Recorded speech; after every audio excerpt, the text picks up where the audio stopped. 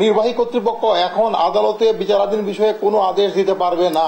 তো আমি জনাব সাইফুল হক সাহেব, আপনার একটি কথা আমি অত্যন্ত দৃঢ়ভাবে বলি যে আপনার এই কথাটা সম্পূর্ণ অসত্য এবং সঠিক নয়, এবং আপনার এই কথাটা আদালতের প্রতি অসম্মান এবং আদালত অবমাননা হবে। আপনি দয়া করে এই ধরনের কথা বলবেন না যেটা আপনি বলছেন। আলাপ আলোচনার কোনো সুযোগ আসলে এখন থাকে কিনা, পুরো বিষয়টি আসলে রাজনৈতিক বিষয়, আইনি বিষয় নয় যে অভিযোগ করছিলেন সাইফুল হক, সেই জায়গাটি থেকে এখন আসলে নতুন করে আমাদের ভাববার কোনো সুযোগ আছে কিনা, নির্বাহী আদেশে কিছু করার সুযোগ আছে কিনা মাননীয় অ্যাটর্নি জেনারেল যদি একটু জানান আমাদেরকে। জি, আপনাকে অসংখ্য ধন্যবাদ।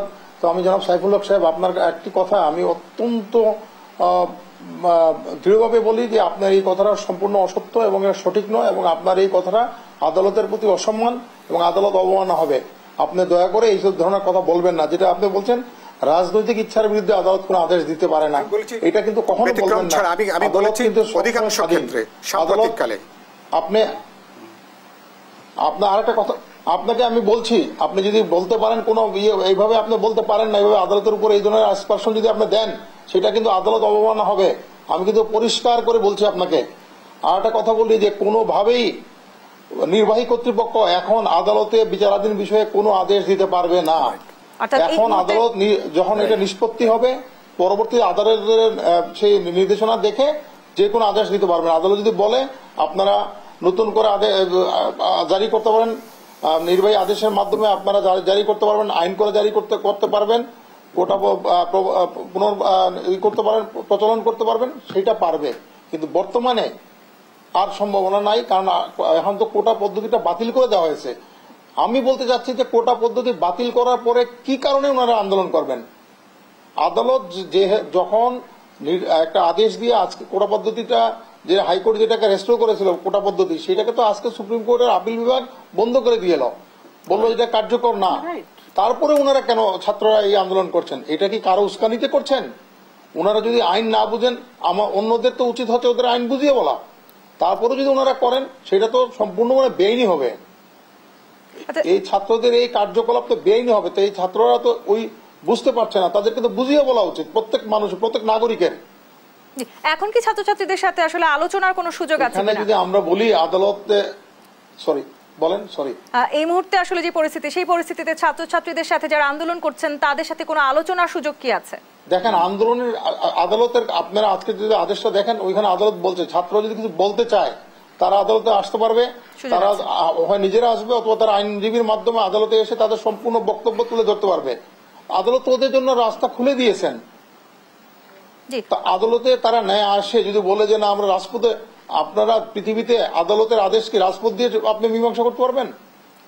কোন সংগ্রাম, আজকে মাননীয় প্রধান বিচারপতি বলছেন, আজকে উনি বলে আজকে বলি নাই, আমি এর আগেও এটা বলছি যে কোনো কিছু আদালতের আদেশকে কোনোভাবে আপনারা রাজপথ দিয়ে কিছু করতে পারবেন না। আন্দোলন সংগ্রাম করে আদালতের আদেশকে কিছু করতে পারবেন না।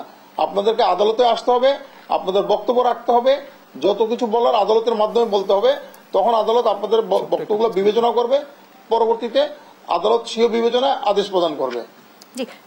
আমার ছোট্ট একটা প্রশ্ন ছিল মাননীয় অ্যাটর্নি জেনারেল, সেটি হচ্ছে যে পূর্ণাঙ্গ রায়, মানে আজকের যে মানে আদেশটি হলো, সেটার পূর্ণাঙ্গটা অনেকে বলছেন যে একটু অপেক্ষা করা, যে কালকে বা পরশু বা এটা হয়তো পূর্ণাঙ্গটা পাওয়া যেতে পারে। না, এটা হচ্ছে যে শুনেন, এটা ইন্টারিম অর্ডার বলে, এটা আমরা মিসেলিনিয়াস পিটিশন ফাইল করেছি। জি, আমরা যখন হাইকোর্টের আদেশটা পুরোটা পাবো, তখন আমরা রেগুলার পিটিশন ফাইল করবো। সেই রেগুলার পিটিশনের উপরে পূর্ণাঙ্গ শুনানি হবে। সেই শুনানিতে যদি ছাত্ররা মনে করে তাদের বক্তব্য আছে, তারা অবশ্যই যেতে পারবে আদালতে। আদালত ওইটা ওনাদের যে 3টা নির্দেশনা দিয়েছেন, সেই 3 নম্বর নির্দেশনা বলেছেন যদি তাদের কোনো কিছু বলার থাকে তারা নিজেরা যেতে বলতে পারবে, অথবা আদেশ আদালতে তারা আইনজীবীর মাধ্যমে বলতে পারবে, তাদের বক্তব্যটা তুলে ধরতে পারবে আদালতের কাছে। সেই পর্যন্ত ছাত্রদের অপেক্ষা করা উচিত, সেই পর্যন্ত ছাত্রদের অপেক্ষা করা উচিত। অবশ্যই আমি কিন্তু প্রথম থেকে বলছি ছাত্রদের তো অবশ্যই ধৈর্য ধরতে হবে। এবং দেখেন না আদালত কি, আদালত তো আজকে এই আদেশ দিয়েছেন, আদালত তো 1 মাস পরে আবার শুনানি হবে। আপনারা সেখানে আসেন, দেখেন। এবং আদালত যদি বলে না, আমি যেটা আপনাকে প্রশ্ন করতে চাই, ধরুন আদালত যদি বলে নির্বাহী কোনো আদেশ প্রদান করতে হবে, তখন অবশ্যই নির্বাহী বিভাগ এটা করবে। আমি বলছি যে ছাত্ররা তো শুধু 1 নম্বর 2 নম্বর গ্রেডের প্রশ্নটা তোলেনি, সমগ্র সরকারি যতগুলো গ্রেড আছে তারা বলছেন প্রত্যেকটা গ্রেডেই তার এই মেধা এবং যোগ্যতার জায়গা থেকে প্রত্যেকটা গ্রেডের এই মানে এটাকে ঠিক করা দরকার। কিন্তু বিদ্যমান যেটা আছে সেটা 1 নম্বর এবং 2 নম্বর গ্রেড নিয়ে একটা কথা বলি, যদি আপনি হ্যাঁ, এটা অবশ্যই, এটা তো গ্রেড মানে কোন গ্রেডে হবে না হবে এটা সরকারের এটা বিষয়টা হচ্ছে যে সরকারের এটা পলিসি, জি, নীতি নির্ধারণী জায়গা থেকে সরকার আসছে। নিচ্ছে। জি। সেই ক্ষেত্রে 2018 সালে যে নীতিগত সিদ্ধান্ত নিয়েছে সেটা হাইকোর্ট বিভাগ বাতিল করে দিয়েছে। না ধরুন আপনি তো আমাদের সরকারের যখন রাষ্ট্রের যখন আপনি আইনজীবী, তখন তো নিশ্চয়ই তখন তো শুধু আপনি জি, তার মানে সমগ্র জনগণের পক্ষে যে ছাত্ররা যে তাই তো আমি সেটাই তারা যে বলছি, দাবিটা, তারা শুধু 1 নম্বর 2 নম্বর বলেন গ্রেড না, সমগ্র যে সরকারি চাকুরির ক্ষেত্রে বৈষম্যটা যেটা চলছে, সেই বৈষম্যের ব্যাপারে আপনি দেশের প্রধান আইনজীবী হিসাবে সেখানে আপনি সেই ভূমিকাটা আপনার নেতৃত্বে পালিত হচ্ছে কিনা, সেটা নাগরিক হিসেবে তো এটা নিশ্চয়ই আমি জানতে চাইবো। জি, ঠিক এই জায়গাটিতে আমরা আসবো, আমাদের একটি বিরতির সময় হচ্ছে। জি, বলুন। আমি অত্যন্ত দুঃখের সাথে বলতে চাচ্ছি যে আপনি যদি এটা না দেখেন, আমি তো সর্বোচ্চ আইন কর্মকর্তা হিসাবে, রাষ্ট্রের আইন কর্মকর্তা হিসাবে ওনাদের যে আদেশটি হয়েছিল সেই আদেশের বিরুদ্ধে আমি সরাসরি সুপ্রিম কোর্টে গিয়েছি, আপিল বিভাগে গিয়েছি, আমি চেম্বার জজে গিয়েছি। তাহলে কি আপনি মনে করেন না যে আমি দায়িত্ব পালন করছি না? না, আমি আপনার দায়িত্ব পালন করছেন তা বলিনি, বলেছি যে সমগ্র যতগুলো গ্রেড আছে সবগুলো আপনাদের বিবেচনা তুলিত হয়। আমি বলেছি যতগুলো গ্রেড আছে সবগুলো বিবেচনার মধ্যে নিয়ে আসছেন। আমি একটা প্রশ্ন করি সাইফুল ভাই আপনাকে, আপনার মনে হচ্ছে বৈষম্য? হ্যাঁ, অবশ্যই। 53 বছর পর এসে আপনার মনে হচ্ছে, এর আগে মনে হয়নি আপনার? 53 বছর কেন হবে? স্বাধীনতা 53 বছর। 18 সালে ছাত্ররা, তার মানে হতো 18 সালে ছাত্ররা যখন আন্দোলন করেছে তখনও বৈষম্য হবে কেন? রাষ্ট্র যখন এই ব্যবস্থা নিয়েছিল সংবিধানে যে বিষয়গুলো নিয়েছিল, পিছিয়ে পড়া জনগোষ্ঠীকে অন্তর্ভুক্ত করতে হবে, তখন মুক্তিযোদ্ধারা কারা ছিল? মুক্তিযুদ্ধের সন্তানদের জন্য করেছিল। সেটিকে আপনার কাছে বৈষম্য মনে হচ্ছে? প্রশ্ন কিন্তু না, আপনারা এই ধরনের কথা বলেই তো ছাত্রদের উস্কে দিচ্ছেন। এখন কথা থেকে আসছে, দিস ইজ নট ফেয়ার। যখন ছেলের পরে আপনি তো সংবিধান তখন বলছেন যে 72 এর সংবিধান তাহলে বৈষম্যের সংবিধান ছিল। তার মানে 72 এর সংবিধান বৈষম্যের সংবিধান ছিল?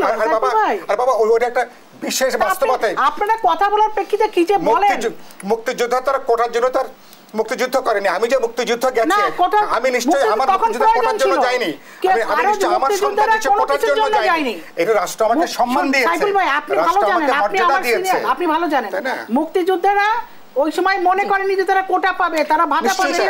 আসলে কেউ জানা করেনি, কিন্তু অবশ্যই একটা জিনিস যে বলেছেন আইনি বিষয় আসলে রাজপথে সমাধান হওয়ার সুযোগ কতটা থাকে, তারা এখানে একটা বৈষম্য করে গেছেন। আপনি বললেন বৈষম্যের, এই যে বৈষম্যের নীতি, এখনো কোটা বিরতি নিয়ে ফিরছি।